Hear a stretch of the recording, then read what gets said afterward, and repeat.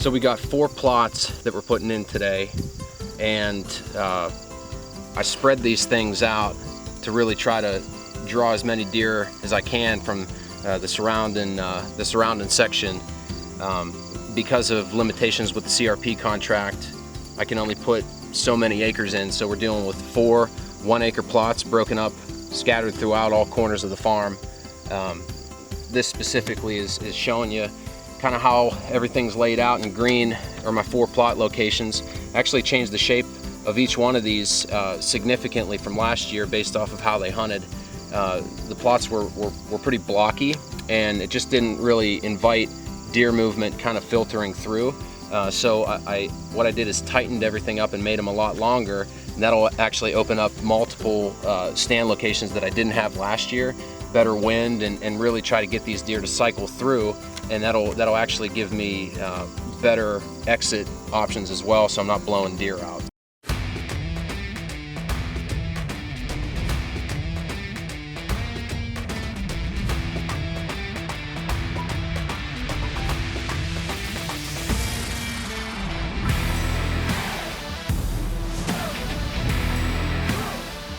We had full intentions of coming in here and ferminating the entire plot.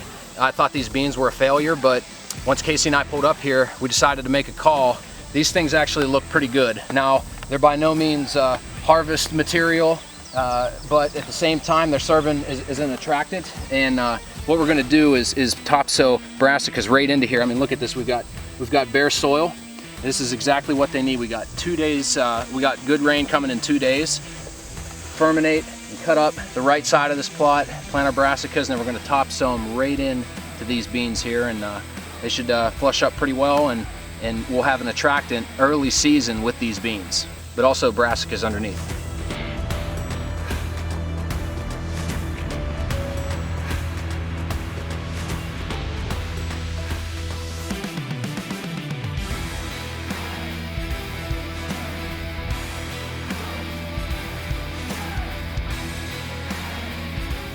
So we're here at the Horseshoe, and I've changed every one of my food plot shapes this year based off of how they hunted last year.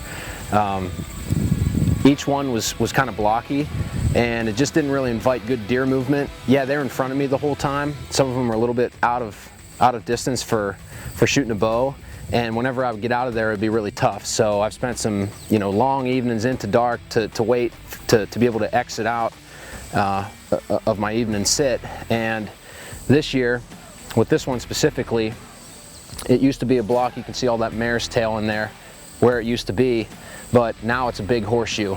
So I call it the Horseshoe. It's pretty obvious why. It comes down this line. We got a nice pinch leading to the other piece of timber. Why I did this, I really wanted to connect these 2 different pieces of timber here. So we got a big draw that's to my west, and this is a significant piece of timber here to the east as well. So we've got a nice long strip inviting any deer that are coming out from the west, and any deer that are here that may want to go on over there, they're going to have to come through this gap. Same from the other way, so no brainer. Got a tree already picked out in the southwest corner, and then also on the east side I've got one as well. For basically I would hunt this on a north and a west, and literally opposite I'd hunt it with a south.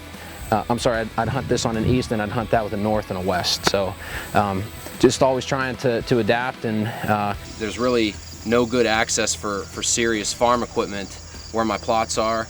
We have to cross a pretty significant stream and go up some pretty heavy duty grades through the timber, tight quarters. So we're actually using the ATV model Firminator. That's really the only implement we can use to get back and do our tillage work and our planting. So maybe you don't have access to a Firminator, but we're really kind of small timing it today, doing the average man food plots, and not rolling any commercial ag equipment to get our plots in. So we really try to make our maps the ultimate tool for any serious hunter and or land manager.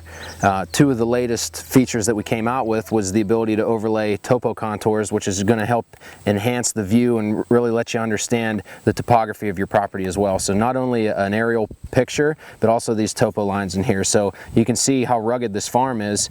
We got a deep creek bottom, then this is all higher elevation. You can see these deep draws that all lead down to this creek here, and we got a nice big long spur here.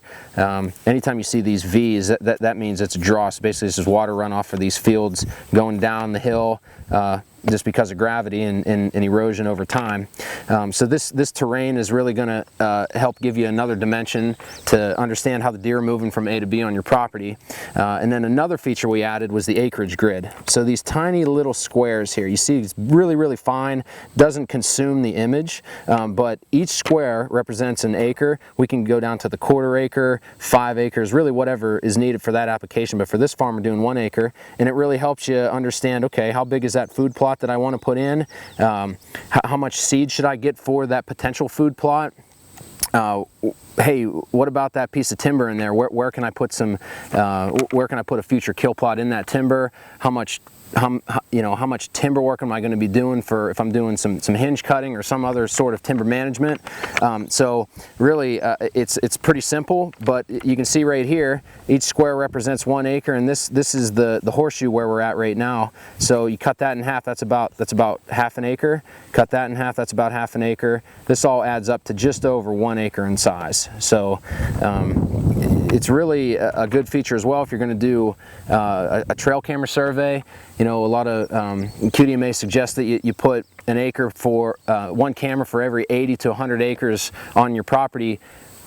You determine that with this feature right here on our map, and you can really start to zone out where maybe different environments or core areas are for your deer, and you can get a little more precise and strategic with the way you lay your cameras out.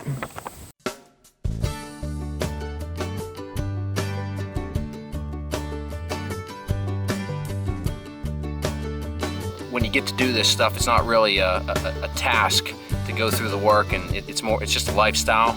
And you know, I've got everything to learn and nothing to teach anybody, but at the same time, all you can do is just go after what matters to you in life, and